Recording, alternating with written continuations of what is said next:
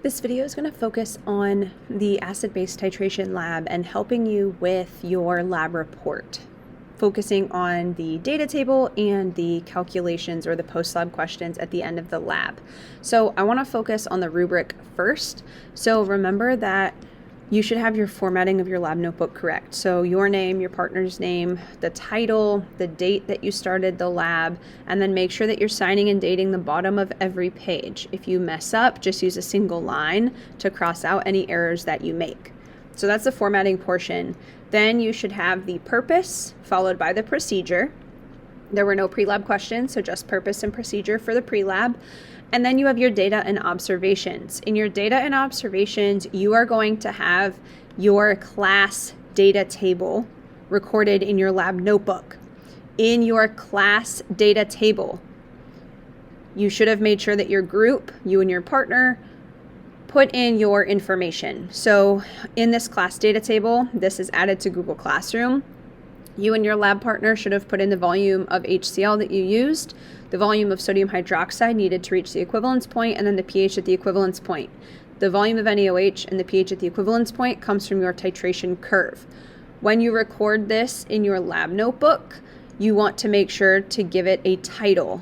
So you could call this Data Table 1 HCl titration, and you could call the other one Data Table 2. You could call this Data Table 2 acetic acid titration, or HC2H3O2 titration. You can make these look exactly like the data tables that you have in your lab notebook. So you just don't need these group initials. You're going to have as many trials as there are spaces in the data table. So if there are only, in the case of first period, we only had 4 trials on the first day, we had 5 the second day. So that means that first period, you're going to put 4 in day 1, 5 trials in day 2. For example, third period, we'll have more. So we had more people in third period, so we'll have 7 trials for each. And then 6th and 7th period as well, you'll go through, you'll have 7 trials and then 6 trials for the acetic acid. So this goes into your lab notebook. Make sure when you record this in your lab notebook, you are using a ruler to make your data tables look nice and neat, and make sure that you title them. So you want to make sure that you have your completed data tables and they are titled with a number as well. Then you also want to make sure to include a detailed titration curve. So make sure that on your titration curve, you have it titled, you have your x-axis and your y-axis labeled. And then every person needs to submit a titration curve for HCl and for acetic acid into Google Classroom. So if that means that you're sharing it amongst your group members, that's fine. If you have a screenshot and you want to put just have one Google Doc and you want to put both titration curves into one Google Doc, you can do that. But every person needs to submit titration curves as well. And then make sure in your data and observations, you have the concentration of sodium hydroxide used. For everyone, that was 0.1 molar. So 0.100 molar.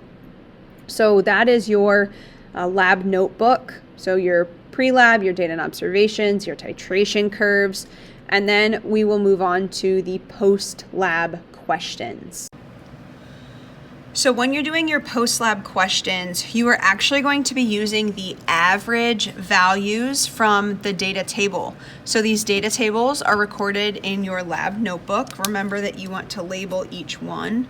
So we can call this Data Table 1 HCl titration, and then you'll have Data Table 2 as well. You can call that acetic acid. So you have all of your trials, however many trials you had in the class data table, but make sure you average these at the bottom. That's important because these averages, these are what you are using for the calculations. So when it comes to the post-lab questions, we have questions 1, 2, and 3 for the HCl titration, questions 4 and 5 for the acetic acid titration. So question 1 is asking about the moles of NaOH used in this reaction. So remember that you have the molarity of NaOH. It's 0.1 molar. Well, remember that molarity is X moles over liters. So you have the molarity is moles over liters. This liters that goes on the bottom, this is going to be the average volume of NaOH to reach the equivalence point. So on the data table, this is in milliliters. Just make sure to convert to liters and you take the average, and that is the volume you are using for number 1. For number 2, calculate the moles of HCl at the equivalence point. Well, remember, at the equivalence point, moles of acid equals moles of base. So at the equivalence point, your moles are equal. So whatever you get for moles in number 1, that's your moles of NaOH. That is actually equal to the moles of acid in number 2. And then in number 3, calculate the concentration of HCl. Concentration is molarity. So I need moles of HCl and I need liters of HCl. Well, my moles of HCl, we just determined our number of moles of HCl in number 2. So we're going to put our moles from number 2, right, which is actually equal to the moles of number 1, over our liters. So this is the average volume of HCl used.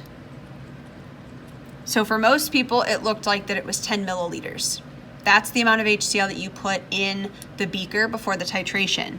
So if it was 10 milliliters, that's 0.01 liters. So you do your moles divided by 0.01. That gets you your molarity of HCl. Then for 4 and 5, it's going to be similar. So number 4, calculate the moles of NaOH used in the reaction. Well, we're going to do it the same way as number 4. 0.1 molar is X moles over liters. This liters is the average volume of NaOH to reach the equivalence point. So look and see what that is from the class data table. And then number 5, calculate the molar concentration. So this is the molarity of acetic acid.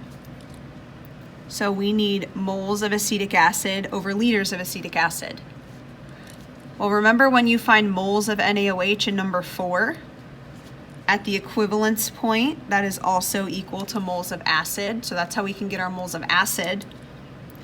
And our volume of acetic acid, this is the average volume from the class data table of acetic acid. So again, like HCl, this was probably 10 milliliters. And then 6 and 7, these are just comparison questions or conceptual questions. So number 6, you're comparing the actual concentrations to the calculated. So remember that the concentration of HCl that we used was 0.0984 molar, and the concentration of acetic acid was 0.1 molar. So you're seeing how close were you, how far away were you, what would be some sources of error. And then 7 is asking about the equivalence point. So think about what you get when you do an acid plus a base neutralization. So you're thinking about the salt that forms. And then you have your conclusion. So purpose, did you fulfill it, why or why not?